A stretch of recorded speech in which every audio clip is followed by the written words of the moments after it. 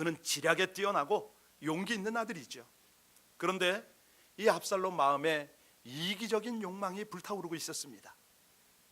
절제되지 않는 야망, 이것은요 자신은 물론이고 공동체를 파멸로 이끌어가고 나라도 망칠 수가 있어요.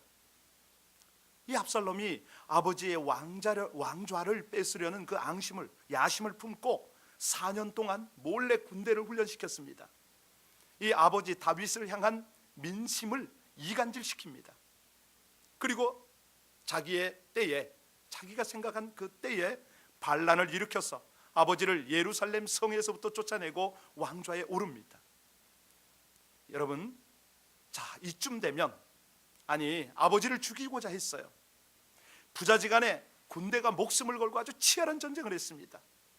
이보다 더 불행한 싸움이 어디 있습니까? 결국 이 싸움에서 압살롬은 다윗의 군대 그 장관이죠, 요압에게 비참하게 죽임을 당합니다. 전쟁은 아버지 다윗의 승리로 끝났습니다. 그런데 다윗이 승리의 소식을 들었지만 이 압살롬이 죽었다는 이 소식에 왕의 체면도 생각지 않고 성곽에 올라가서 얼굴을 가리고 대성통곡하는 장면이 저와 여러분이 읽었던 오늘 본문이거든요. 내 아들 압살롬아, 내 아들 압살롬아, 차라리 내가 너를 대신하여 죽었더라면, 압살롬아 내 아들 압살롬아. 세월호 부모가 생각나는 그런 내용이죠. 여러분, 오늘 설교 제목이요, 차라리 내가 대신 죽었더라면. 아니, 사랑받을 가치조차 없는 자식, 끝까지 사랑하는 그 부모가 우리가 느껴지십니까? 다윗에게 있어서 이 압살롬은요 특별한 그 애정을 쏟았던 그 아들입니다. 그런데 그 아들이 아버지의 사랑에 감사하는 그런 마음은 못 가질 망정 아버지를 죽이겠다고 지금 전쟁을 일으켰어요. 여러분, 이런 상황이 되면 아무리 부모라도 흥분하고 분노하지 않을 수가 없지요. 당장 잡아서 목을 치라 이렇게 명할 수도 있습니다.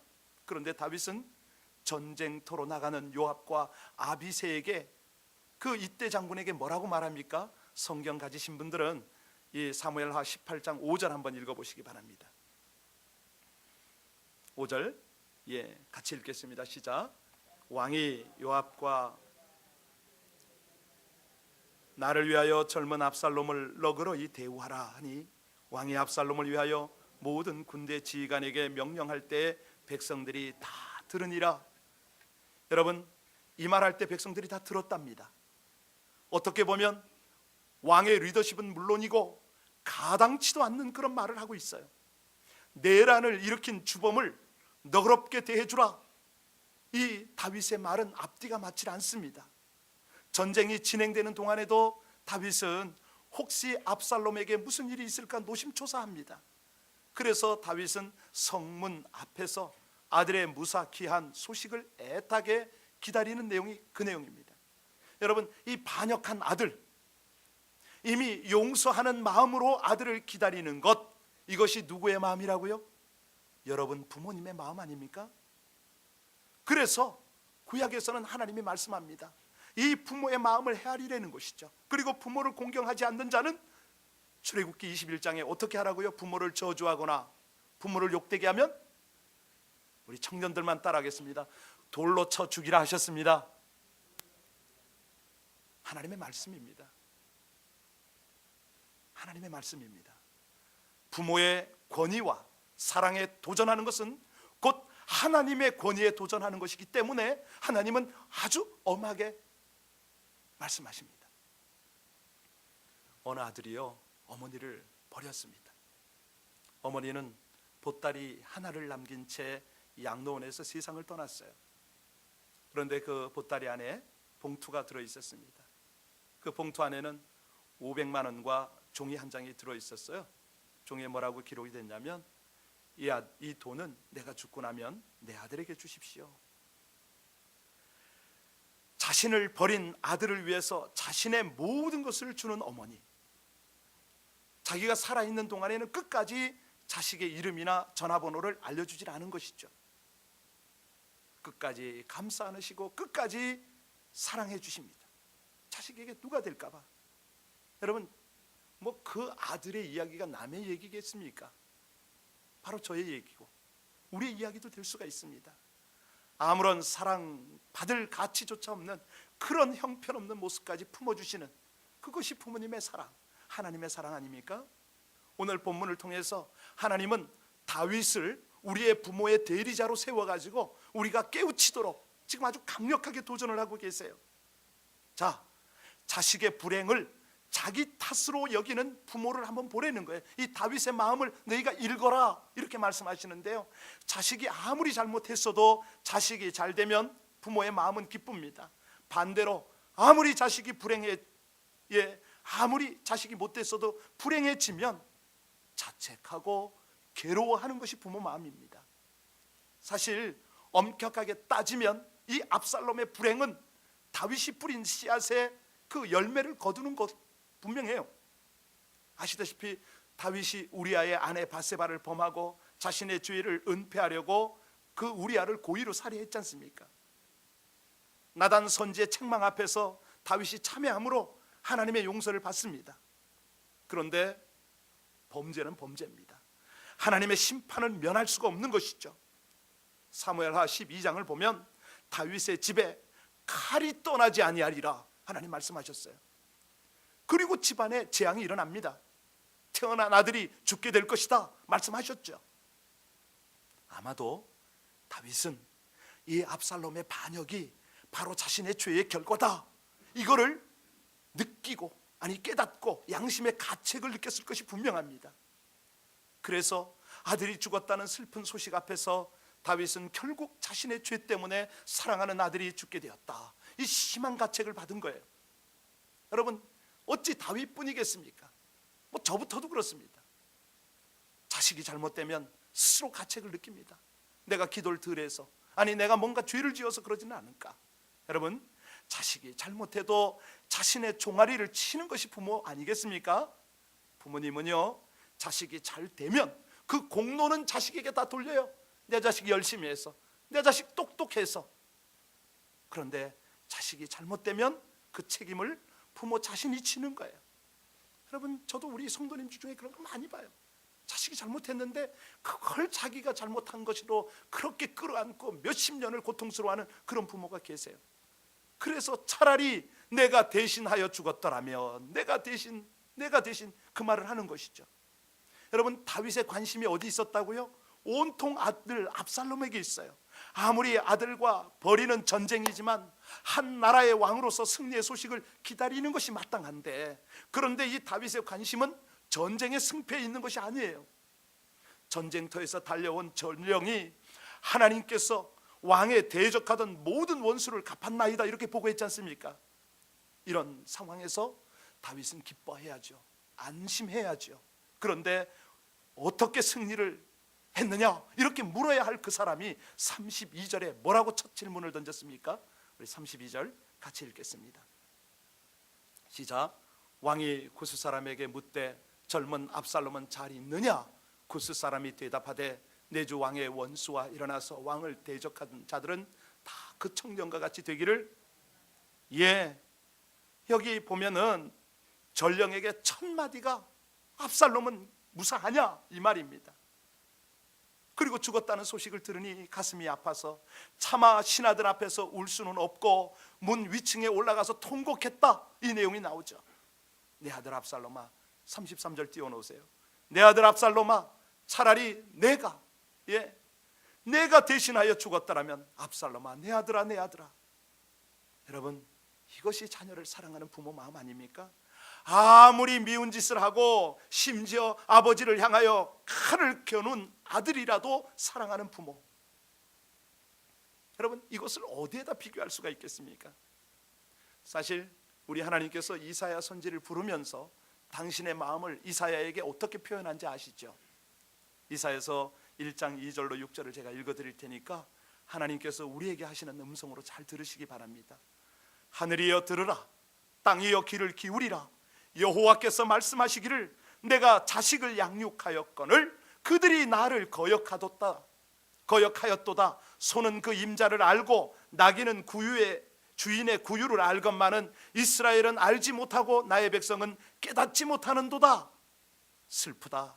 범죄한 나라요, 허물진 백성이요, 행악의 종자요, 행위가 부패한 자식이로다. 그들이 여호와를 버리며 이스라엘의 거룩하신 이를 만홀히 여겨 멀리하고 물러갔도다.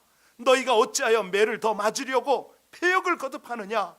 온 머리는 병들었고 온 마음은 피곤하였으며 발바닥에서부터 머리까지 성한 곳이 없으니 상한 것과 터진 것과 새로 맞은 흔적뿐이거늘 그것을 짜며 싸매며 기름으로 부드럽게 함을 받지 못하였도다. 우리 하나님이 아주 대성통곡하듯이 그렇게 한탄하세요. 하나님의 실망이 이렇습니다. 그런데 그래도 하나님은 그들을 용서하시고 싶으셨어요. 이사야를 통해서 그 마음을 전달하셨지 않습니까? 여러분, 그렇습니다. 부모의 마음도 하나님의 마음도 똑같지요. 그렇게 실망과 분노가 있지만 그럼에도 불구하고 우리를 용서하세요. 아니, 자신의 목숨까지 내어주시게 살리세요. 로마서 5장 8절에 우리가 하나님과 원수되었을 때 독생자 예수를 십자가에 달려 죽게 함으로 하나님의 사랑을 어떻게 했다고요? 확증하셨노라. 여러분, 우리 주께로부터 은혜를 받고 주님의 십자가에 못 박으라고 그렇게 군중들이 외칠 때 우리 주님은 그들을 용서하기 위하여, 아니 저와 여러분을 용서하기 위하여 차라리 내가 대신하여 십자가에 달려 죽겠다라고 나섰지 않았습니까? 여러분, 우리 주님이, 우리 하나님이 자기 목숨을 내어주시면서까지 우리를 살리시려는 그 은혜를, 그 사랑을 베푸셨습니다. 그 엄청난 하나님의 사랑과 은혜가 이 어버이날에 다시 한번 우리로 하여금 우리 가슴에 그렇게 잘 새겨지기를 하나님이 원하신다는 거죠. 아침에 이 앞에서 잠시 기도하면서 그런 마음이 들었습니다. 저 자신도 이렇게 자신 있게 말씀을 전할 수 있는 주제는 못 됩니다. 오히려 죄송스러운 마음으로 이 말씀을 준비를 했습니다. 정말 부끄러운 마음을 품고 이 말씀을 전했습니다. 왜냐하면 저도 부모님을 자주 찾아뵙고 인사를 해야 되는데 아직 생전에 계세요. 선교사로 나가서 또 이렇게 사역을 하면서 20년이 넘도록 맞이된 아들 노릇을 못했으니 제가 할 말이 없습니다. 타국에 있다는 핑계로 문안조차 자주 여쭙지 못하는 그런 불효자식이 접니다. 여러분, 이 압살롬의 모습을 다시 한번 새겨보지 않으시겠습니까? 이 압살롬의 모습이 저의 모습이지만 바로 우리의 모습일 수가 있어요. 사랑받을 가치조차 없는 형편없는 자식이지만 끝까지 아버지의 사랑으로 품어주는 이 내용을 우리가 다시 한번 가슴으로 담기를 원하시는 거죠. 이 자식의 잘못을 자신의 잘못으로 여기시고 가슴 아파하시는 아버지 다윗과, 아니 우리 하나님 아버지, 차라리 내가 대신 생명을 바꿔서라도 그 자식을 살리고자 하는 이 어버이의 사랑, 이걸 우리가 분명히 깨달아야 되겠죠. 여러분, 우리가 무엇을 먹고 자랐습니까? 어제 토요일날 쉐마를 하는데 아주 짧게 했어요. 5살짜리가 그러더라고요. 엄마 아빠에게 뭐가 감사해요? 그랬더니 5살짜리가 마치 부모가 시킨 듯이 날 키워줘서 감사해요 그러더라고요. 5살짜리는 그런 말을 하는데 우리는 나이가 몇인데 우리는 어떤 말을 할 수 있을지 모르겠습니다.